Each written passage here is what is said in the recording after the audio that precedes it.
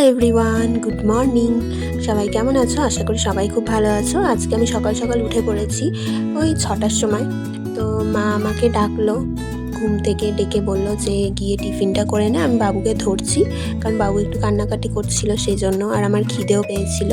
তো আমি রান্নাঘরে গিয়ে দেখি যে মটরশুঁটির কচুরি আর ঘুগনি হয়েছে। আমি তো পুরো সারপ্রাইজড হয়ে গেছি। শীতকাল মানেই তো হচ্ছে মটরশুঁটির কচুরি, আর তার সাথে গরম গরম আলুর দম হোক, নতুন আলুর, আর ঘুগনি হোক, যেটাই হোক না কেন দুটোই ভালো লাগে খেতে।